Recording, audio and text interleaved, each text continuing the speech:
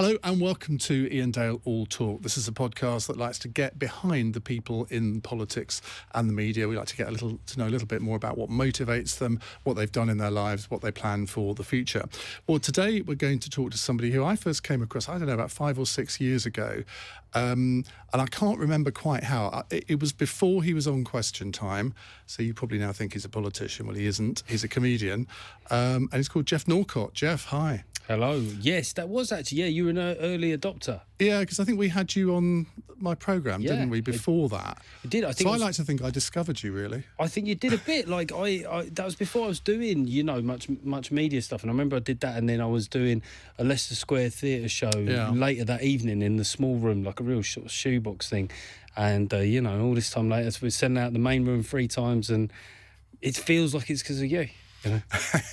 Can I tell you something as well, right? You texted me earlier, full disclosure. You said, you do remember that we're doing the interview today, and I texted back saying, I'm on a train into London. That was true, but that still didn't mean that I hadn't forgotten. So I got your text, and I read the trail, and I absolutely had stuffed up. So I thought, I'm going to get out the door, then I'm going to text back, and I'll tell the truth. Oh my God! Well, you see, normally I tried to text people about 3 or 4 days before, but for some reason I forgot as well. So my wife thought it was hilarious, and she thought it was a bit like, when Chandler in Friends is saying, I've never seen an episode. So of Friends. There's a famous episode where he's unexpectedly going to Yemen. And whenever I've had things in my career at last minute, I always say, I'm going to Yemen. So, so if I seem like I'm a bit blinking into... Well, I had Anna Soubry cancel on me for the one that I was going to do earlier today, so that would have really made my day if you hadn't turned up as well. Of all people, I was always going to, risk sort of injury to make it for this. Now, one of the reasons I wanted to have you on now is because you've got your book out. It's called Where Did I Go Right? That's it. And why write the book now? So I'm doing that thing of starting sentences with so. Oh, please don't do that. A little bit of me will die if you keep doing that. It's wrong. It's just really seductive, and it sounds a bit American. I wrote it, so I was commissioned to write it after the 2019 general election result. There'd been all this argument politically and about Brexit, left and right, and our relationship with the EU. And then that election result happened, and a lot of the things that I'd spent a while sort of taking the mickey out of, but also making points, felt to a degree vindicated, or certainly that I had a point, that there'd been this big working class migration away from Labour, which actually had been happening since 2001, particularly in England. But it's taken them a while to pick up on it, hasn't it, really? It's taken quite a few election results. I'm not sure they still have. I think that there's a faction of the Labour Party that just thinks at some point normal order will be resumed. But unfortunately for them, normal order is election result defeats, right? And I thought, okay, and when that result happened, I felt a lot calmer after it. I think Brexit had pulled us out of our normal sort of identities. We were a lot more tribalistic and a lot more febrile. And I calmed down a lot. And I thought, well, I keep getting asked, why do you vote for this lot, right? That was, on one, I don't think it's the greatest question, because it kind of implies a certain entitlement to some people's votes, like if you had a working class background. But I thought maybe now's the time to write a book and answer that question. So it was commissioned in early 2020, and then I wrote it in the first bit of lockdown last year. And it is very autobiographical. You go into your family history quite a lot, which we'll come on to in a bit. But it's also almost a political saga, isn't it? You go through all the different big political events through the 80s, 90s, and in this century. It felt, when I got to the end of it, it felt as if you'd gone under a bit of a catharsis. Well, a catharsis where I ended up with the same opinion. So it sort of feels like, at the end he's learned something, but he still has roughly the same view. But I guess I still had the same political views by the end, but none of the anger and maybe slightly less of the antagonism. But I did wonder about those big events, because we often hear them sort of reported upon by a certain kind of person in the media, like an Andrew Marr or Paxman, a straight white male of a certain kind. And I thought, I love reading books by those people, but I thought, I've come from a working class background. What about a worm's eye view of those events and the way that they disseminate at a kind of everyman level? So, something like the credit crunch is an example where the narrative was about... Your favourite recession. My favourite recession. because my mortgage went down and my petrol costs went down. Finally, I was all right. All during the Labour boom years, I was struggling. And then the credit crunch strikes, and suddenly I'm coining it. And that was a really interesting bit, actually, because everyone's memory of those 13 years of Labour government is, well, they did so much for working people. Well, yeah, the minimum wage was introduced, but not at a particularly high level. And then, but you catalogue how it affected you, and you were actually you felt worse off during those years. Why was that? Well, particularly in around 2004 and 2005, because a lot of the economic growth at that time was underwritten by cheap credit. So a lot of the people that I knew were entering into that, but I didn't want to. And if you didn't want to, you're in a position like me and my wife, whereby I was on a teacher's salary. She was doing a sort of clerical admin type role. So we didn't have any kids at the time, didn't even have a dog. We should have been doing all right, and yet we were getting poorer every single month. And, you know, as I said in the book, it felt like being kind of like the ugly one in a boy band. Everyone else was having a good time. But You were the Howard. I was the Howard. It feels like Westlife had a few of them, actually. It wasn't just one when it was Westlife. But you know, and then it came to this credit crunch thing where my biggest overheads were my mortgage and my petrol costs, and because of the cut in interest rates and the slump in the price of crude oil, suddenly I had this weird situation where I had a bit more disposable income, and I just didn't see the credit crunch the same as everybody. I held government accountable, and I held regulators and the banking institutions, but I also held people accountable. I felt that if you got a 125% mortgage, it was one of those words that should in itself kind of ring all sorts of alarm bells, like enjoyable family holiday. It's one of those things that doesn't fully stack up. You go, is this really going to be like that? 125% mortgage. So I found that at that point I was already starting to question certain orthodoxies. I was a comedian, and I felt that comedians tended to see big news issues in a particular way, and time again I was seeing them slightly differently. There was one anecdote I remember I think it was from that time when you were a teacher, but you drove from your school, which I think was in Bedfordshire, wasn't it? It was, yeah. To Penzance, Truro, yeah, for 6 hours to do a comedy gig. On the same day that you'd been teaching. Yep. And then you drove back. Mm-hmm. What happened the next day? So it was a long drive, and it was 2 gigs in Truro, and I drove back and for 200 quid. For 200 quid. I mean, there was a comedian at the time that said to me, if somebody left £200 on a bar in Truro, would you drive there to do that? And I know what he meant, but a part of me went, yeah, probably would do that as well. Things were tight. But the funny thing now is we're talking about that now. On Friday, I drove to Weston-super-Mare, and it took me 6.5 hours to get there. Yeah. It's for a little bit more than 200 quid.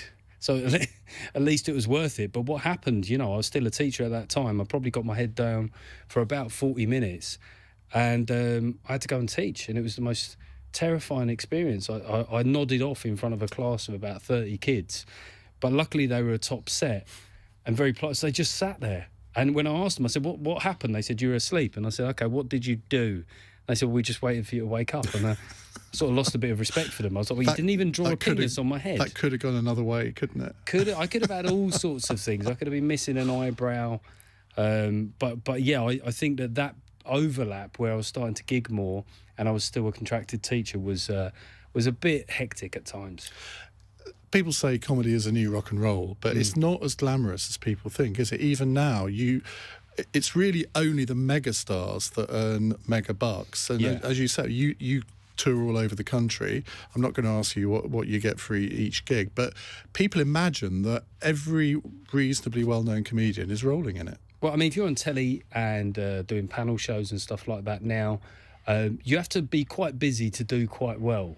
Whereas in the early noughties and the mid-noughties for comedy, there was a circuit there that could actually furnish people with a very good income, actually. The kind of income that you'd now have to be a panel show regular and be doing a small to medium-sized tour to be doing as well as that. So comedy itself has changed. And in doing so, it's actually a lot less appealing for working class people because there is this idea that you have to sort of, invest and make a loss for 5 years before you get anywhere. And if you come from the kind of background I come from with the dad that I had, you're like, make a loss. I just didn't understand the idea of investing in something.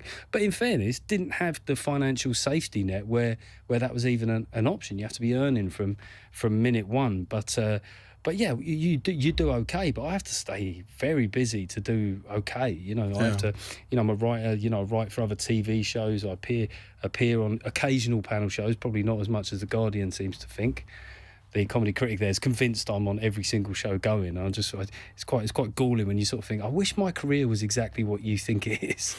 But I like being busy. But apart from the household names, the other issue as well, Ian, at the moment is that TV shows just don't have the audience that they were.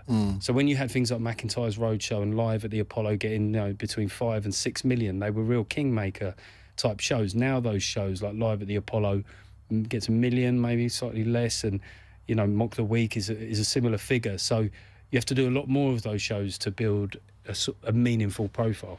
Well, now you've written the book, of course, you've got a whole new audience at literary festivals. Have you done many of that? I did one. I was in Wimbledon the other day, and it was on Wimbledon Village. It was on the village green there by the little lake. Lake Rushford, it's not a lake. I mean, if anyone in Scotland saw it, they sort of view it more as a pond, but it did feel good to go there and do that. It's basically Guardian on Sea, isn't it? It is the Guardian. We're overlooked by Cannizzaro House. And it's funny because Cannizzaro House is the hotel right by there. And I remember as a kid, it was just, we spoke about in hushed reverential tones. And I've stayed there a couple of times now. But there is that imposter syndrome you get with class where I sort of felt like when I booked it, I needed like a responsible adult to vouch for me. There's certain things that you do in life that you never really lose that sense of imposter syndrome. But the literary festival thing, it was great. I had a chat and stuff, but you do sort of think, how have I blagged this? You sort of just feel like someone's going to go, okay, mate, it's just turned out that it's supposed to be someone else. Yeah. But I'm definitely going to enjoy every second of it. Well, the literary festivals, I think, are quite fascinating because the demographic, I wasn't really joking, it is sort of very much Guardian reader demographic, so they really take to the likes of you and me. They're intrigued by us, Ian. They can't quite believe that we can say what we say because they think, well, they look reasonably intelligent. How can they say that? And that, as we said, almost sums up the problem of the left now. Sort of, well, it's not us, it's you that's the problem. Yeah. When will you wake up? When will you work out that actually it's really stupid to vote Conservative? Well, what they do sometimes, I think, is we will be their pets. They'll go, well, that's my one, or Geoff Norcott. And I'm happy to be their pet. I'd rather be their pet than not. But I think what they tend to do is they take certain, perhaps more extreme voices that appear in the media or certain media outlets, and they allow that to be their code for what it is to be right wing or centre right. And that's kind of performance thing. That's not what most decent people in this country are like. And my starting point is the same in the book. Is I just come from the idea that people are mostly all right. People are left and right. Leave and remain. People are mostly all right, but you tend to hear from the noisy ones who communicate in a noisy way. And that's really what comes through on your podcast, which I don't know why I didn't know about your podcast until a few months ago. Yeah. And I'm now working my way back through the whole thing, which is always a good sign of a good podcast. Well, that's good. And it's called What Most People Think. And I'm very literal with titles, isn't I? You are. And I keep confusing it with the book. You should have called that What Most People Think as well. Yes. Anyway. And on that, you just have this knack of articulating things in a way where I find myself... I was driving through Harlow the other day on a diversion off the M11, as is my want when I go up to Norfolk, and I was listening to it, and I just sort of found myself just keep nodding. And I don't particularly listen to podcasts that are just echo chambers for me, but... Do you script that? Because I can never quite work out whether maybe you've got a few bullet points or whether it's completely... Really, because it feels really spontaneous. Yeah, no, I want to keep it like that, but what I'll do is when I go to walk the dog, I'll just talk it out. I'll talk out loud for a while, which must look insane. I must actually look like the sort of rabid right-winger that people think I am. Some geezer over the rugby pitch is walking his dog shouting at the rain. And another thing. I'll tell you what else gets my goat. But yeah, I just run through like beats of stuff and try and come across in, that's the thing I think about being a comedian. You're lucky if you get to talk about politics, but you only get to talk about it if you've got something funny or interesting to say. And if it's not funny, it's got to be really interesting and good. And preferably it will be both. So that's the starting point for me, because I think that there's plenty of people who are interested in social commenters. So if people are coming to a comic, it's just something a bit more like a kind of a lateral take on things. When did you first realise that you were funny? Well, the first time I got a big laugh, and it's in the book, was a best cowboy competition, which was my parents' wedding was my parents' marriage was in some difficulties, but we still used to have a laugh together as a family. And we went to this holiday camp in the Isle of Wight called Afferfield Bay, and I'll say, because I don't know if it's still there, but it might trigger memories in some people. And there was a weird thing called a best cowboy competition, which a bit weird, with everything that's happened, getting young boys to dress up in holsters and Stetsons. It's slightly strange, if we're honest. But nothing bad happened. But I kind of misunderstood the rubric of what we were supposed to do. So you were supposed to adopt a very cowboy type name and say that you came from Kansas or Texas, and I said I came from Essex. Which, as I've learned in comedy, if you unexpectedly put a place name into a joke, it can get a laugh. But the parents were all, the grown-ups were all surprised to hear me say this, and it got a laugh. And I think that, without wishing to get too, emotional about it, but everything felt all right in that moment. I remember it was just, the laughter just brought everyone together, and it made everything a bit better. So when I do comedy, this kind of adrenaline high that a lot of comics talk about, I've never really experienced. For me, it's just a temporary sense that I've put out some fires and they'll probably be there again tomorrow. But, that's why this job appeals to me, because you have to keep on doing it, And there's nothing quite like getting a really good laugh on stage, is there? Yeah, I mean, that one was probably laughing at rather than with, and I think that there's probably quite a few people on the left for whom that is still their relationship with me. But as we always say, a laugh is a laugh. I'll take it. And one thing I have kind of done or learned to do is, comedy on the left can be quite high status, because I'm weary at the moment that left-wing comedy tends to get all treated the same way. As we know, there's a lot, been great practitioners over the years, but it does seem to come with a certain moral high status. And I think that's a tough place to do comedy from, because if you're putting yourself on a moral pedestal, the only real way you can go is off it, and that's probably going to be the joke, is you falling off the pedestal. Whereas I'd like to start on ground level and maybe work my way up. So I come at it from a different status position.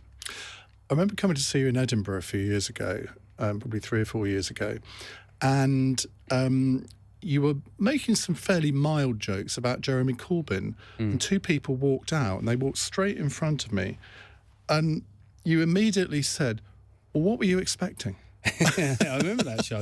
2018, wasn't it? I think it was, yeah, because I then did my show in that same room the next year. We weren't up there the same weeks. I remember that walkout. That was...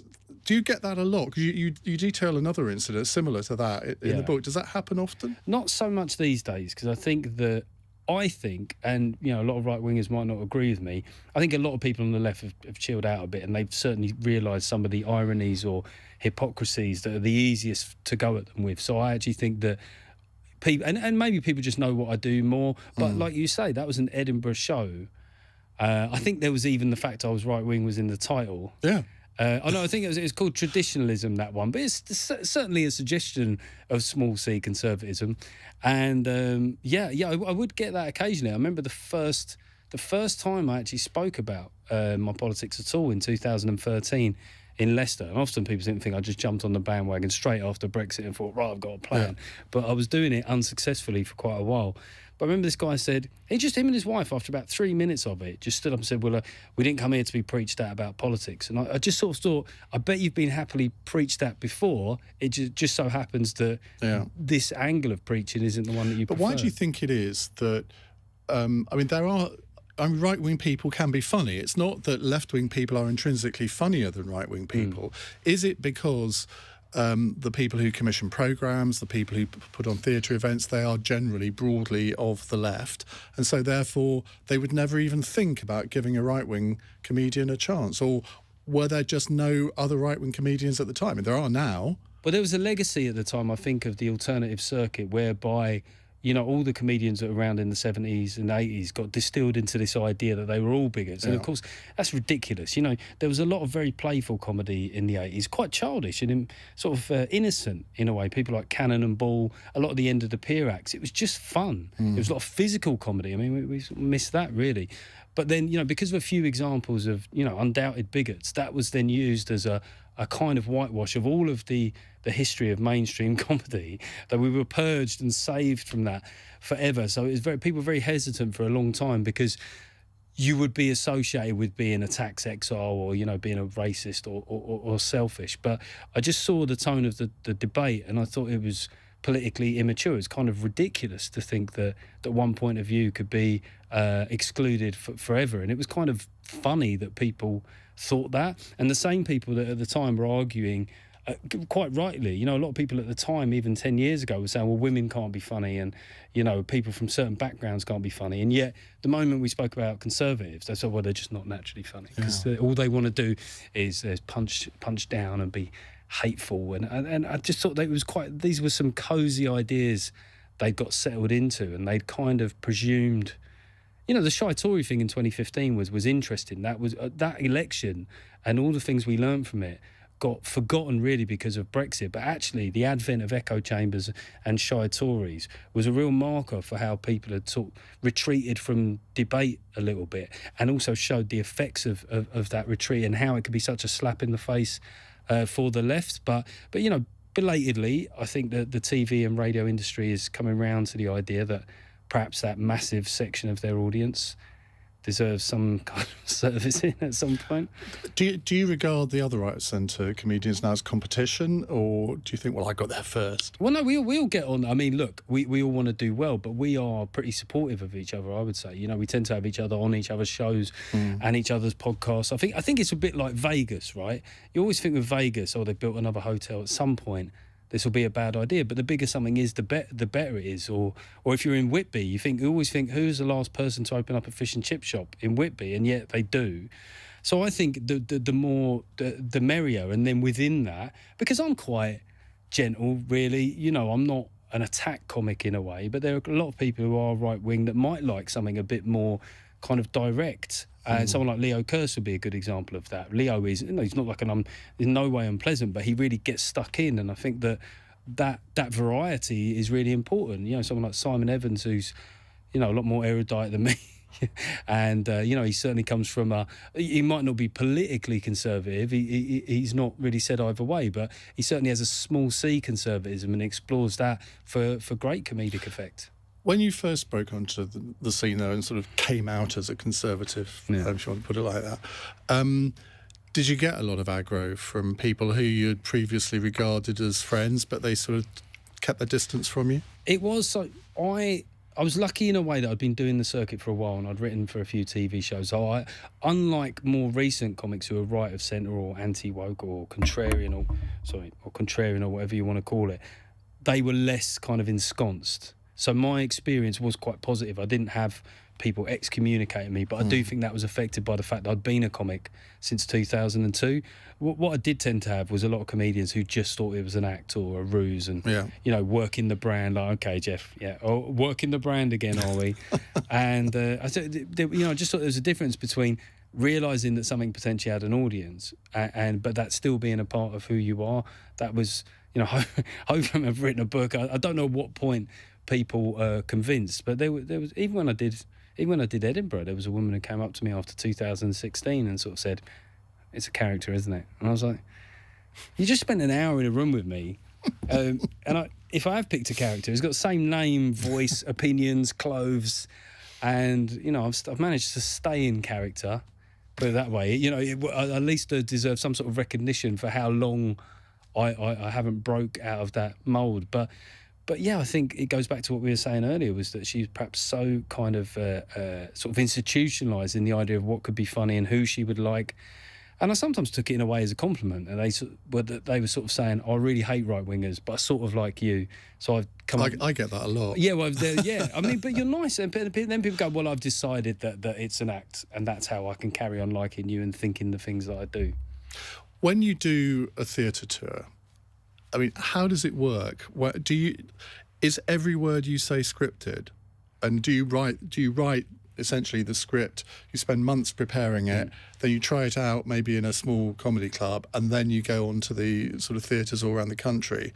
Or is there a lot of improvisation as you go along? Well, at the moment, literally tonight, I'm going to go and try out stuff, because the tour starts on September the 1st, and because we haven't been in the clubs and doing stuff, I'm very anxious about. I just want the quality threshold to be good enough. I don't want to fall back on. It's COVID. Yeah, I want it to be every bit as good. It's got to be better than the last tour, really, because I've been doing it a bit longer. So I will build up a whole raft of material, just loads and loads of stuff. And then what I like is more like, I like my house music, but I like, as you know, with DJs, you have a record box. You don't play all the records every night, but you sort of think, well, which one go? Oh, they like that. I'll tell you what, I'll layer up that with that. And then there might be a riff that just sort of goes in there. I was doing a new material gig the other night in Bethnal Green, and they were a very young audience, very woke, very nice, and it's increasingly fun to have that dialogue with them about, oh God, sort of give them stick, well-meaning stick for who they are, and they seem to take it pretty well. But I just sort of said to them, your generation are going to have rubbish anecdotes, like you are, because you're so well-meaning, and, they don't drink, they don't do drugs as much, and all this stuff, which is not, commendable in itself, but it gives you some decent stories. And then I went off into a riff about the current England team and about the fact that no one really knows who the players are because they haven't been caught in a hotel room at 4 a.m. And so I opened up an idea of perhaps like a nostalgic view of what makes a character, whereby I'm not endorsing those behaviours, but there's a certain richness to having lived a slightly debauched life. It's one of the reasons I don't think any decent rock and roll bands now, because they're all so worried. Every time Noel Gallagher speaks, you think, there's your guy. He doesn't give a toss about what people think. And yet the modern, younger kind of creative type, it's the opposite. They give all they do is care about what people think about their moral fibre, which is, could be good to be a human being, but maybe not so exciting as an entertainer. How important is the audience to you? It sounds a stupid question in a way, but you do bounce off the audience quite a lot. Yeah. Not every comedian does that. That's why I asked how much of it was spontaneous, because from when I've seen you, you do. Depending on how the audience react, that seems to depend on where you go next. Yeah, you sort of wrestle with this a bit. I sometimes think, should I be more sort of resolute about an angle and stick with it, even if I don't get reaction? But I really like getting laughs. Yeah, you realise what you are as a comic, and sometimes there are threads and ideas that perhaps I haven't fully pursued, but I don't take myself that seriously, I guess, that I can spend 10 minutes up, just negotiating some awkward silences. I will absolutely, as you say, I want stuff that's going to really. There's no guarantees in comedy. But, you want it to be, sort of all killer, no filler, as Jimmy Carr says. That's mainly what you're going for. I think in a longer show, I suppose, what I hope to do with this next tour is I'm going to do both halves of the show, whereas I normally have support. I'm going to try where possible to do both halves, and maybe that will give me the space to explore things a bit. Looking at the venues that you've got, they're bigger, aren't they, than your previous ones? A bit, yeah, a bit in some respects. Manchester Academy, which is already sold out, and then 3 nights at Leicester Square Theatre this time of year. It's really funny because there was there's something Tim Davie said recently about, it wasn't Tim Davie, but he said something about, more diverse opinion. Then an insider in the comedy industry was saying, well, the problem is that, acts like Geoff Norcott or right-wing comedy doesn't really work in London. And I sort of thought, it's my easiest place to sell tickets. And you know what?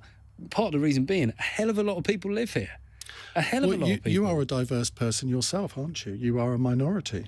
I've managed to find a place where that works out for me. I've managed to sit on a BBC diversity panel. I did laugh when I saw that. Well, I think that, so on that day I went to the desk at BBC, and the guy there, he just looked at me. It was a brilliant look. I said, diversity panel, and he went, just looked at me like, what, you look like a sort of right-wing electrician. I was like, maybe that's why I'm here. And that's exactly why you were there, as a sort of like, well, white working class, because that is I think it's working class was the country. Original thing, but maybe as the discussions have gone on, as I've sat on that panel, and I've kind of realised increasingly, like, okay, they already were looking at, representation of women, disabled people, gay people, black people, all sorts of things. I thought, who's the one person that falls between those gaps? And I thought maybe young white working class boys, actually.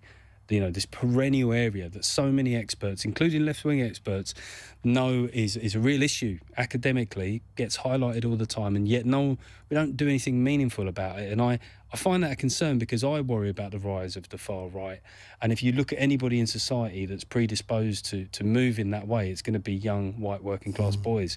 So the need to have a dialogue that includes them rather than demonises them is profound. And the good thing about the BBC at that level is everyone I'm sitting with gets that.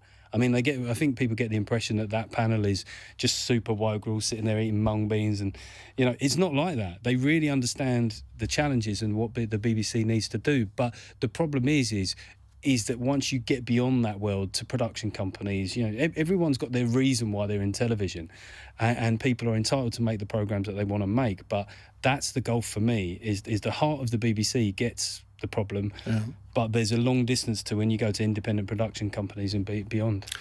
Let's talk a bit about your upbringing, because I think the hero or heroine of your book is your mum. I mean, to say she was a real character, it doesn't do her justice.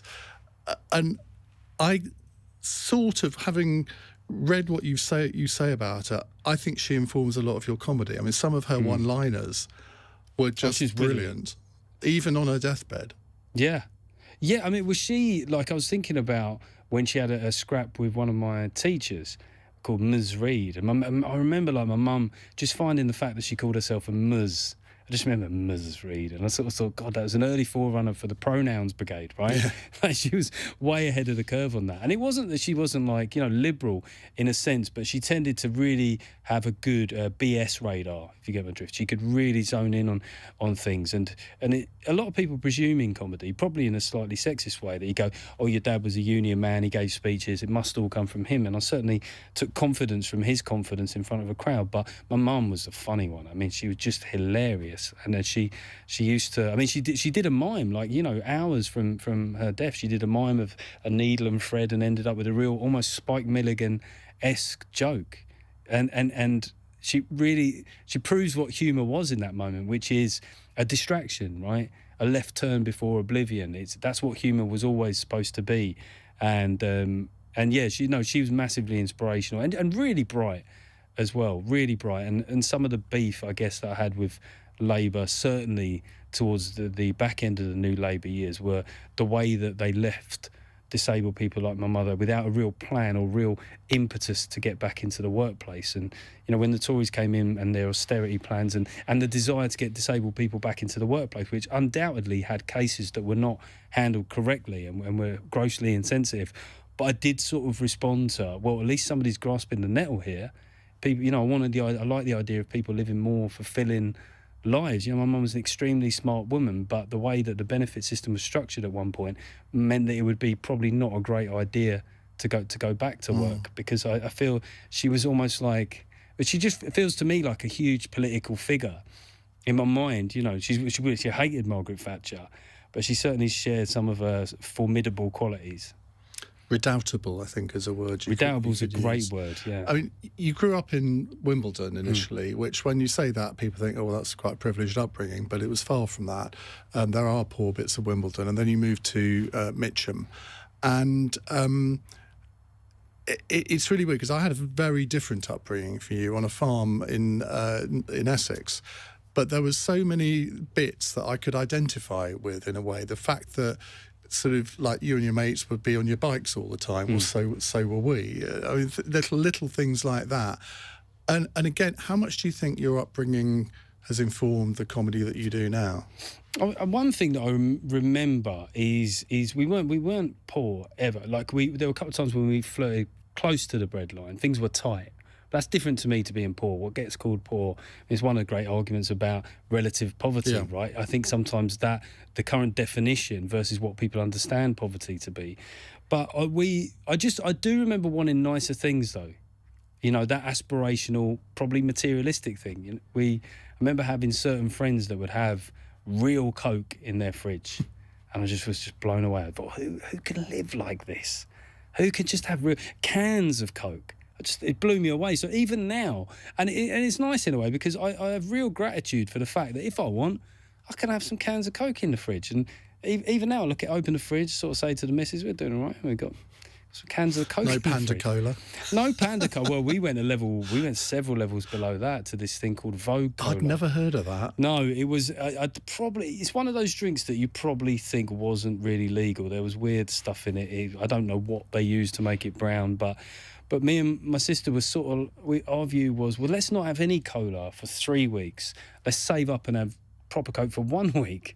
But my mum, she wanted to provide, and she thought it was best that place was occupied in the fridge, and maybe she had a point. So your school days were interesting because right up until the final bit, you make out that you weren't really interested in school particularly, and then you get 3 A's at A-level.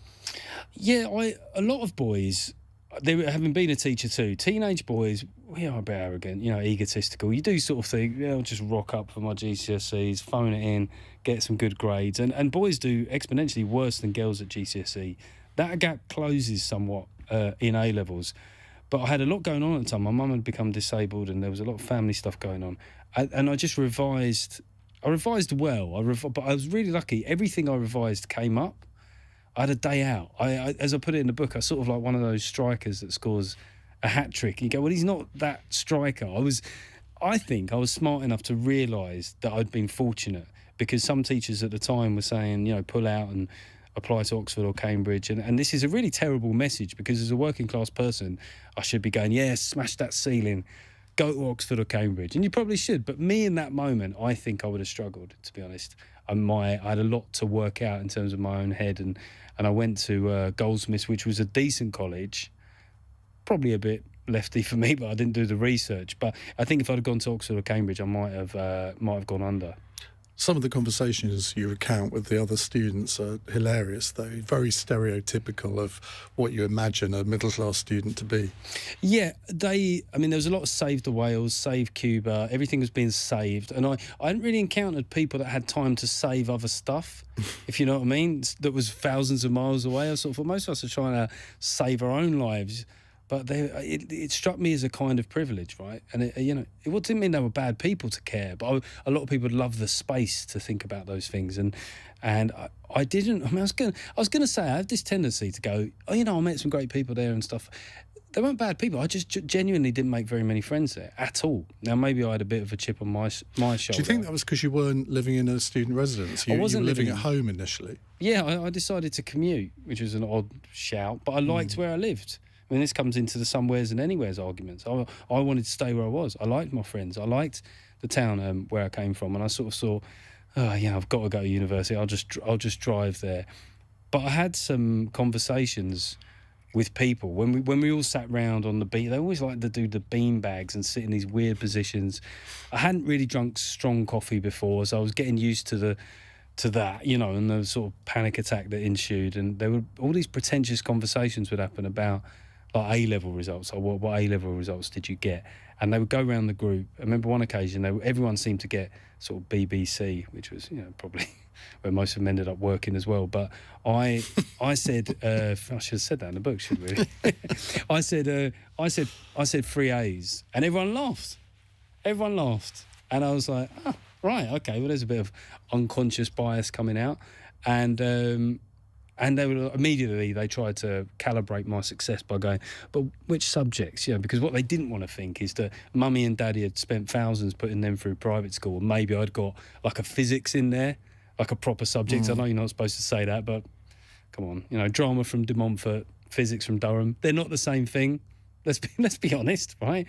I'll probably have De Montfort on me now. Look, it's probably a great institution, but I do think we don't admit the degree to which academic attainments are perceived differently. And there's, it's one of the things I mentioned in the book, that selling of degrees, like everyone's got to have a degree. I really took issue with that. And it kind of occurred to me when I was a teacher that there was something snooty about that versus vocational studies, studying on a job or just learning a trade. I mean, Jesus, you look at the pandemic, plumbers will work through anything. They're like sort of cockroaches in the apocalypse. And I don't mean that in a bad. They'll just exist. There'll always be a little geezer in a van earning good money, fixing stuff. And I really admire those professions, but I seem to be in a place that was the furthest away from that mindset. And that little chat ended with one of the girls saying to me, can you get me acid? can you get me acid? She just presumed, because of my background, that I could get her acid, and I could. But I didn't like the presumption. And you also say that your son, who's, 6 now? He's 5. 5. That you'd actually almost prefer him not to go to university. He's really smart. Already, you could, like when we had him, I thought he'll probably exceed me at about 21, and I'll be comfortable with that. I've brought that in a bit to 14. I think he's going to be a lot smarter than me by the time he's 14, possibly before. So it might be that it's the right thing for him, actually. But I really think that the way the world is going, if you can do a single thing that a computer could never do, that's a really good thing. And people who can earn good money from trades. I mean, like carpenter. What a creative, wonderful job where you could be a carpenter on the set of a film, you could build fancy houses, or you could just, work across new builds. I just don't understand why these jobs weren't valued, being a sparky or a plumber. I mean, Jesus, even like casual labourers at the moment, their daily rate is higher than what I used to earn as a supply teacher.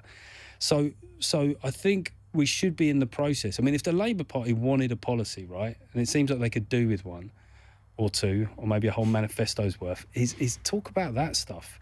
But they can't, because I guess it makes them feel better. That was one of the things that drove the narrative around degrees. It was one of those great things to say, wasn't it? There's a certain kind of lefty that the moment they put their hand there, you go, oh, here we go. Right, they're going to tell me something emotive. Then we go, it's just so amazing that everybody's going to have degrees and we should all be pushing. And those kind of sentiments need a lot more interrogation, I think.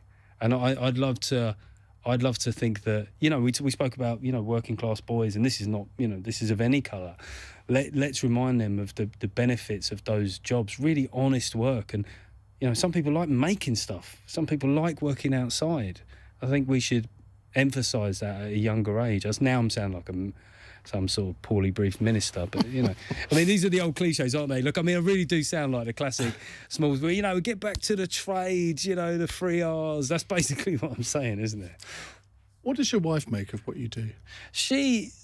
I was doing comedy for a long time before I'd done anything on telly. So the lion's share of this career was done, anonymously, almost. There was this period where you were on stage where you were sort of a bit famous within the room, and then that was almost all gone by the time the next geezer was on. So she's found it something to adjust to. People coming up to me and saying hello and stuff. I mean, I think it's great, chatting to people. I don't think it's that weird. A lot of people on telly say, oh, it's really surreal. And think, well, we've all worked in places where someone you didn't know knew who you were. So I don't think it's that odd. But I really admire her suspicion of it all.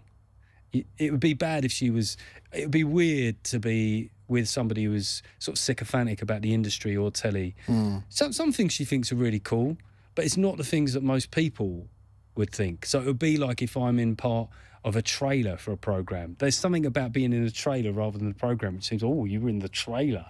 And there's a certain quiz game show that I've just been booked for coming up, which I can't say yet, but she seems to be impressed with that, because that's like proper telly. Telly that people actually watch. Wait till you win Celebrity Pointless. Have you? I was on it. They did a repeat the other weekend, me and Simon Evans, and we got to the final. And I don't want to. I'm sure Simon would have his own versions. I carried him a bit, as you'd expect. Simon, he's not the sharpest tool in the shed, so it took old Norcott with his 3 A's. And no, the truth is, he pretty much got all the questions right. But I had an answer on Chichester as a city, which was my contribution. So I did all right on that, and I won my heat of Celebrity Mastermind. Did you? But it was the same day. Do you remember the girl that said Greta Thunberg's name was Sharon? No. So it was this big moment. So they said, which environmental campaigner, they gave the question, and we all knew it was Greta Thunberg. And she said, what's her name? Sharon. And then it went viral. Greta Thunberg changed her name to Sharon temporarily on Twitter. So as a lot of people have said to me, the calibre of answering on that day wasn't high, but you can only win, the heat that you're in. You see, you have so much in common with my podcast partner, Jackie Smith, because she carried me on Pointless Celebrities and she's won Celebrity Mastermind. There you go. It's a circuit, Maybe isn't you ought to be doing a podcast with her rather than me. Do you enjoy that sort of thing, though? Yeah, increasingly. I like having fun. I spent, the Brexit years were quite argumentative. It's an understatement of the year. And I like, I was a comic for a long time before I even started talking about my politics. So messing around, being silly, love all that stuff.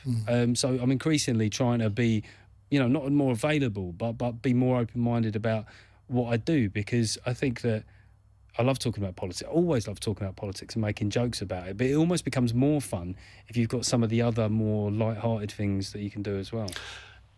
You mentioned about being a teacher.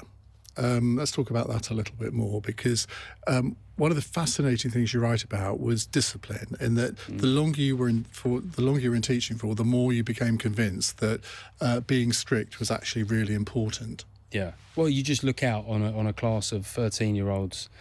It's a confusing time. I think it's really important that adults and grown-ups, and this applies to a lot of current debates, make good decisions on behalf of young people. That's your job as a grown-up, right? They are, when they're 13, it really wasn't that long since they were a proper small child. And so yeah, the idea that certain trendy teaching methods, whereby, one school they had kids sitting in on the interview process with for new teachers, I was just like, no, absolutely not.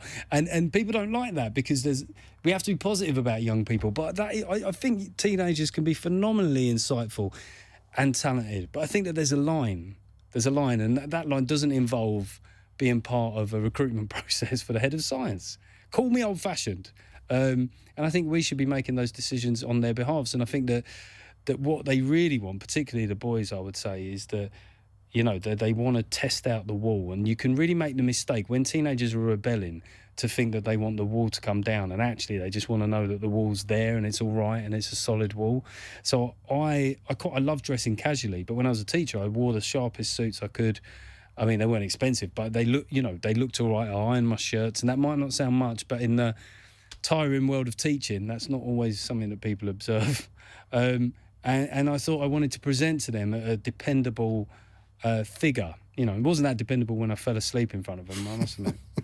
But you also don't have a lot of time for some of the more extreme sort of pastoral stuff that you have to do now as a teacher. Yeah. And you've got one or two anecdotes in there about conversations you had with pupils who say, I have to share a room with my sister and it's all so unfair. Well, this, it's rural Bedfordshire. They were good kids, but, given that I'd taught in Brixton, I'd gone to school in South London, I did find it a bit tiresome, some of their stories, because at that time I don't think they would even do this now, but you had to have like half-hour sessions with these kids. It was almost like counselling, and there was no one else in the room. That's just not a good idea. Not a good idea to have a teenager offloading to you about their deepest and darkest. And so, but mostly that didn't happen. Mostly it was just really petty stuff about going to Disneyland, and I'd just be sitting there just getting so bored and tired, just thinking, God, and there was a routine that I used to do about where I'd show a kid out the window. I'd say, you see outside that is the school field, then there's the fence, then there's a wall. Beyond that wall is about 7 billion people that don't care anything about what you've just said right now. I used slightly different words. Don't give a fuck, I think. Was yeah, that was basically it. And I said, I'm with the 7 billion.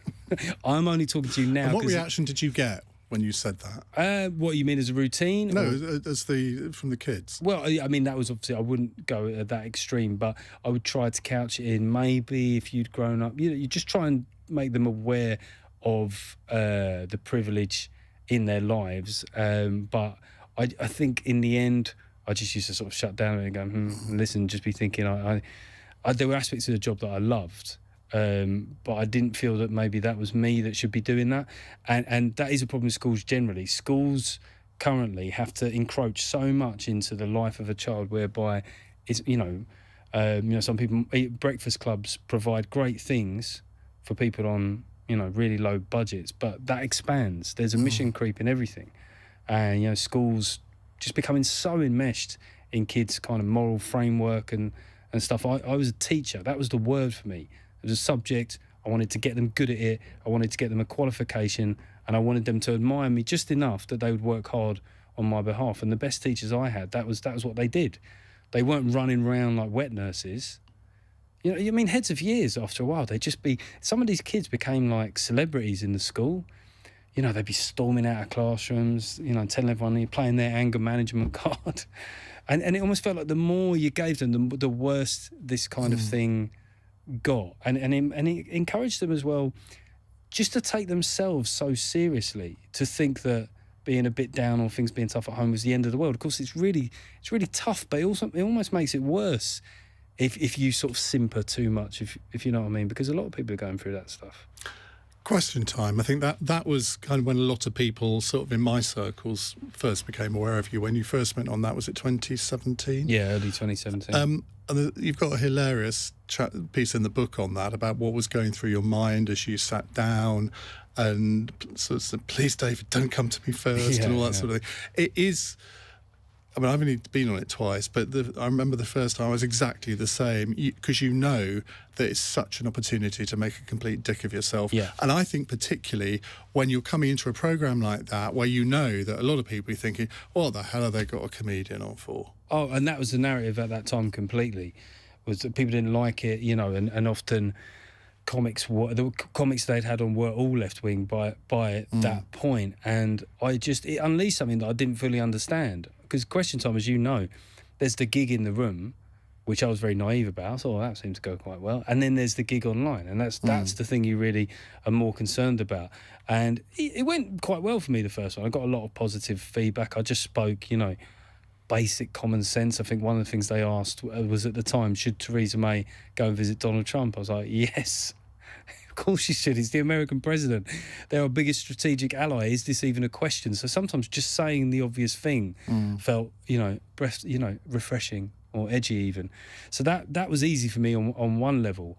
I think the time where it really started to change was the second and third time, where the temperature of debate over Brexit got greater. And I remember on one occasion I was in Aylesbury, and I'd had a bit of medication for a cold, and I was in a slightly strange headspace, and I started speaking about Donald Tusk, and I ended a little rant about him not really speaking to any of the big British journalists by saying that maybe he didn't have the balls for it. I think I used the word stones. He hasn't got the stones for it. And then Fiona Bruce kind of cut me. He got a round of applause in the room. I was like, oh, that wasn't perfectly worded, but, you know, you live and learn. Maybe that wasn't the greatest language to use. But then, you know, later that night, I was trending with the word stupid by my name. You know, you get the trend and the main word. Geoff Norcott, stupid. Just stupid. I thought, wow. That was, you know, because in the moment, it comes and goes. This thing of a lot of the things that people get in trouble for at the moment, because of social media, they're passing moments. They're little, just tiny things, fragmentary thoughts that you might not even think 10 minutes later. But they get held up and crystallised and kind of driven into the ground. And I sort of realised that then the next time I did Question Time, that, in a weird way, that was probably the most nervous I was, because I'd realised how bad it could go. It is interesting, that programme. I mean, there's always one moment, and the last time I did it, I just kept getting interrupted. Every time I went to open my mouth, Ian Blackford from the SNP interrupted me. And I hadn't really spoken. This is a kick in the teeth by Scotland. I bet that was a general... Every time. And I hadn't really spoken much because there were 6 people on the panel. And I thought, well, I'm not going to get an awful lot of time, so I'm just going to speak when I've got something to say, or she comes to me. And I went to say something. I think I got 2 words out, and he interrupted me. So I sort of did a slight eye roll, then did another 5 words, and then he interrupted me again. And I looked at Fiona Bruce thinking, are you actually going to intervene here? Yeah. She didn't. And then he did it again a 3rd time. And I just sort of like threw my hands up in the air and I said, what is the point of trying to debate with someone who behaves like this? Yeah. And of course, it got quite a lot of reaction. And then the Telegraph wanted me to write about it. So I wrote a column about sort of maybe Question Time shouldn't have 6 people on the panel and should only have 4. Yeah. And the head of editorial at BBC, Kamal Ahmed, rang me up and said, well, can we have a conversation about this? Because I think you've got a point. But suffice to say, I've never been invited on since. Troublemaker Dale. But what you did that was smart was, like with a heckler, was you made sure that you'd given them more than enough rope. So by the time you did what you did, everyone was on your side. Everyone was sort of thinking, oh, I hope he pops. There's a thing in comedy. I nearly walked out. Well, I mean, you would have been within your rights. Somebody interrupting you that often, generally what you can presume is if I'm feeling it, people are noticing it. And that's the same with, you know, a gig I did in a Weston-super-Mare at the weekend. You can't go straight in on a group of very drunk ladies. You know, people don't know comedy. People always think blokes would be the most scary kind of demographic, but drunk middle-aged women, they're probably at a point in their life where they're very powerful within their families, I think, you know, matriarchs, and used to be. And once you've had kids and stuff, men often go, well, she seems to know how to do this. I'm going to step back a little bit. And then, so they get to a comedy club and they suddenly decide, oh, he's boring. I'm going to speak to my mate. And then when people around them say, shut up, you can't tell me to shut up. Nobody tells me to shut up. And it can escalate very quickly. But what you can't do is go straight in, because the chances are that the audience hasn't heard or noticed it on the first couple of occasions. So you just seem like a man in the middle of a joke going, you know what? And then everyone's like, oh, this guy, he's turned.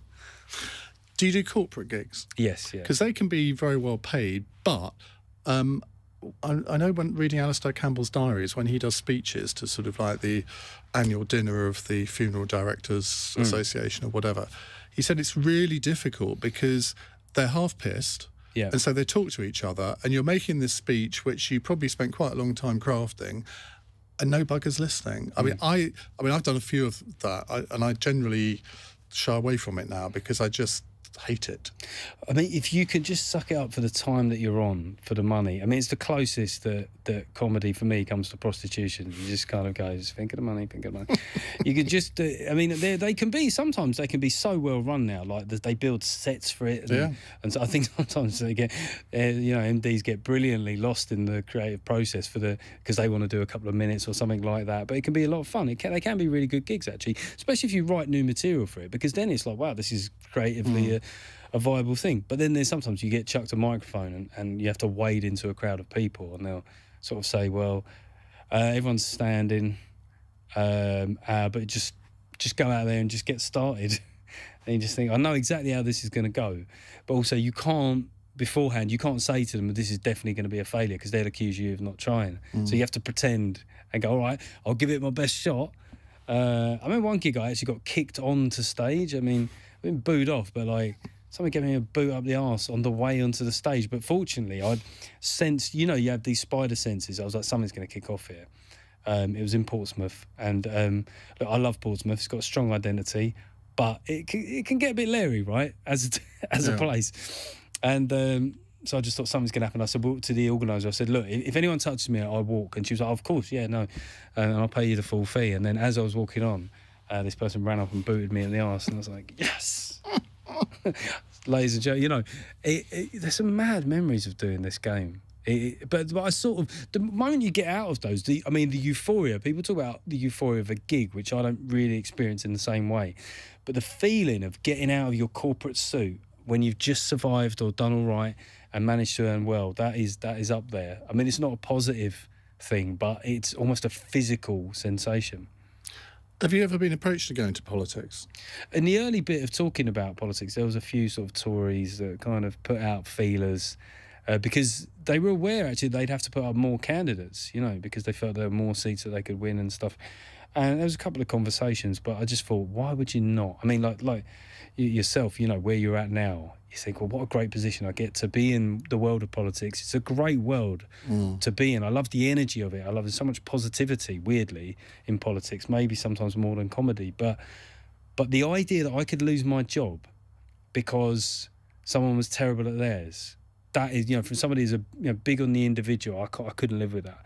That would drive me insane. I mean, you remember that period last year where Boris was getting people to go into bat for things like, we're not going to do a U-turn on free school meals, and everyone would be on message, and then you just think you made an idiot of me because you aren't concrete enough in your stance.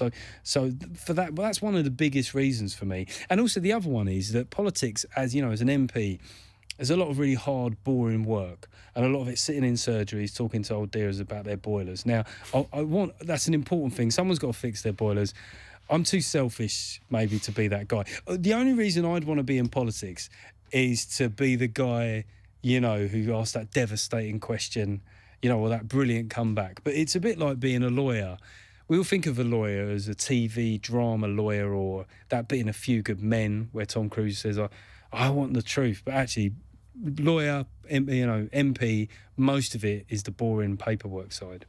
I think it's also quite difficult for somebody who's primarily known for comedy to go and make a speech in the House of Commons, because everyone will expect you to be really funny. Then if you're not, they say, well, how did he make it?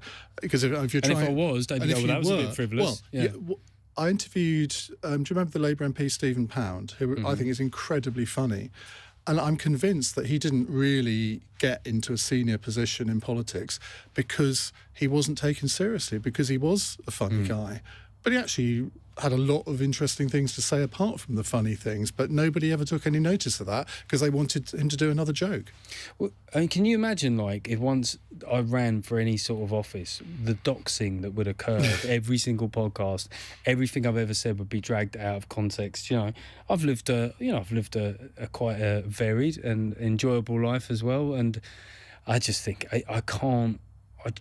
Maybe it'll take me at one point. I think the phrase is, I had a normal youthful experience. I had a what was it Keir Starmer said? He said something along those lines. We had a good time. Yeah. Just say it, Keir. I took drugs, smashed it, absolutely levered it. That would have been just great. That would have been absolutely great. Because we all think it, we all know it. You think, well, you've sort of acknowledged it. Why not go the extra yard and just say it? But, you know, drugs are a weird area with British tabloid press, because I think that there is now a majority in polling for the legalisation of cannabis. But the problem is we still have a tabloid news culture whereby, of course, the first politician to endorse it is going to have a spliff superimposed on their mouth and just be ridiculed, right? No, and none of them have got the kind of courage to be that guy. But if they had... Like Alan Duncan wrote a book in 1997 called Saturn's Children, and part of it was about legalising drugs. Actually, maybe it's earlier than that. And then I think when I first started a publishing company, I said to him, well, let's republish this book because it's out of print. And he was made to take the drugs chapter out by William Hague, who he was kind of working for at the time. David Cameron was all in favour of legalising drugs when he was on the Home Affairs Select Committee. As soon as he becomes party leader, no. And then as soon as they get out of office again, suddenly they're in favour of it again. In the end, if you're a politician, people do expect you to show a bit of leadership sometimes. I think so. I think it's also the way, like, having an out gay footballer. Ultimately, someone's just got to do it, you know, and no one's saying it's going to be easy, but I think what you'll find is the great British public are decent and reasonable on the whole, and you'll have people behind you because they'll sort of appreciate the courage that it took to do that. You know, of course, The Sun and various papers will have their, you know, they'll have some great. I don't think they would. Do you not think they'd at least have a but no, would they be able to resist a decent? I don't think they would decent now. pun. I used to write a column for Attitude magazine, and I actually wrote a fictional account of a footballer coming out, Premier League England footballer coming out as gay, and I think in the case of footballer, I think you're right. I don't think the tabloids would go for them, but I think a politician advocating a more liberalised policy. What you mean. Yeah, they would just and they put they would just be they call it ganja and use words. I think Jackie Smith, when she was Home Secretary, they went round all the cabinet and said sort of, have you? And she said, yes, I did at Oxford. So she was then dubbed Jackie Spliff. I mean, but that is, I mean, don't get me wrong, I love a good pun as much as the next man. But I mean, at the last Tory leadership campaign, it was part of it, wasn't it? It was almost like one-upmanship of who was the biggest session monster. And it was going from, like, you know, cannabis to cocaine to opium in the mountains. I think Rory Stewart. It was almost like, well, I think Sajid was the only person that didn't. Yeah, I think Michael Gove was monstered, basically, wasn't he? Every weekend was he monstered? He was the winner in that particular competition, I think, although he never actually fessed up to it. The future, where do you see yourself in 10 years? Well, it's a funny game, comedy. I sound like saying greasy there. Well, it's a funny old game. Not a joke for any millennials there or below. But it's really hard to just stay in it. It's a hard thing to stay in, to keep getting booked for stuff, to be relevant. I like writing. I started off writing when I was a teenager. That was the main thing I wanted to do, was writing sketches and ideas. And there's something I'm working on at the moment, you know, with the BBC, which I've just learned not to talk about this stuff because it's at quite an advanced stage, but it could still go absolutely nowhere. But writing the book reminded me of how much I like writing and, you know, drawing on anecdotes and interesting people. So I'd love to carry on doing comedy. Although my 6.5 hour drive to Weston-super-Mare was a reminder that, you know, a year and a half on since I've done that, you know, it was a shock to the system. And so, and I got to spend more time at home with my son during lockdown. And I wrote about this in an article that's coming out shortly. But the pandemic has given a lot of dads a kind of Mr. Banks moment, really. That kind of access to your family and your kids' lives that you might not have otherwise had. So we've got to fly. You know, we did go fly a kite, but we also got back for the Zoom meeting. So we've had a bit of a... And I don't like lockdown at all, and I really love public life, but I've also sort of... There's a level of involvement that I've had with my son's life that I really enjoy. So maybe if writing can help facilitate a bigger balance in that, then I might lean more towards that. I mean, certainly, I'd always love to tour, but there's a degree of other shows that you do that maybe could be, you know, scaled down a bit. Well, I was looking at where it is on Amazon a couple of days ago, and how long has it been out now? 6 weeks or so? It's been out since May 13th. Yeah, and it's still doing really well on Amazon, isn't it? Goes up, you know, it gets back in. I mean, it's not going to sound impressive to people, but top 1,000, you know, it's been sitting around there and getting back in there. It's done really well in the political humour category, although I do wonder how many books are in that category. It's been number one a few times, but yeah, my book does well in the Prime Minister's category, surprisingly. That's the one that I want to do. There are some hilarious subcategories when you look at them. I think Frank Skinner's book is. And you think, how do they actually categorise some books? Yeah. Because I'm like, one or two books I've had, they're in medical categories. And I think, who presses the button to put it in that category? I think it must be really shrewd publishers, because Frank Skinner's one is like kind of Christian poetry. It's been number one ever since it got rid. Well, he's Christian, isn't he? Oh yeah, I'm not surprised. Somebody of that profile writing poetry about Christianity. I'm not sure it's a massively congested field, but yeah, I understand it's a great book. But yeah, that's the thing now, is you know yourself with books, is to have a good start, and then it sort of treads water, but it treads a good water, and then what you want is it just to be a relevant book that just stays there and does okay. And I'd love to write another one. Haven't they signed you up for one already? Goodness me! Look, if they're watching, and I know they will be, I would like to. But what I don't know is whether or not it would be. I mean, this would be a harder pitch. It'd be easy to do another book that was about opinions and stuff that was funny and provocative and stuff, and I may well do that. But there's a part of me that wants to write something, piece of fiction. And, really? I don't know where. Again, people probably watching this, proper authors thinking, where do these people get off? He writes his memoirs, where all the stories written for him by his parents, who are frankly more interesting, and then he thinks he can write a book. But I've had an idea knocking about for a while that I'd like to explore. Well, there are a lot of people who have not been known. They haven't got into fiction until relatively late. I mean, Fern Britton, for example, who... She has written the most amazing novels. Jeremy Vine has just written a bestseller. I mean, there's all sorts of people. You don't know until you try, really, I suppose. What I'd like to do is that you get a lot of comics writing books for kids. Because, I mean, you talk about Amazon, look at the top 500 books, how many of them are kids' books. But I really like a category for sort of, not for teenagers, but books that have typically done well. I remember when I taught English, there was a book called Holes by Louis Ascar, I think. It was one of those books that could work for adults as well as teenagers, you know, something that was trying to kind of teach people a bit about life and themselves. So I don't know if that's the most lucrative market, but there's a story that I've got in mind where maybe my mum, because she used to call herself the White Witch, which it sounds like a Twitter handle for, I don't know, the far right. She absolutely wasn't that. But she was really good at predicting stuff and just knowing what was going to happen next. And I thought that'd be an interesting character to have at the heart of a book, you know, the White Witch that just seemed to know what was going to happen next. Probably wouldn't give it that title, given my politics. Possibly not. Might make the publishers a bit nervous. Well, it's been great to talk to you, Geoff. I'm Absolute going to pleasure. be on your podcast in a few weeks. Yes, July. It's a sort of podcasting circle jerk, isn't it, really? Well, look, you've always been my Svengali of common sense. Yeah, right. This is the book. It's called Where Did I Go Right? How the Left Lost Me by Geoff Norcott. It's published by, what does M stand for? Monoray. It's an imprint I've never heard of Octopus. Of Octopus, yeah. $14.99, and it's a bloody funny read, as you would expect. So thank you very much, Geoff. And join us again next week. Goodbye.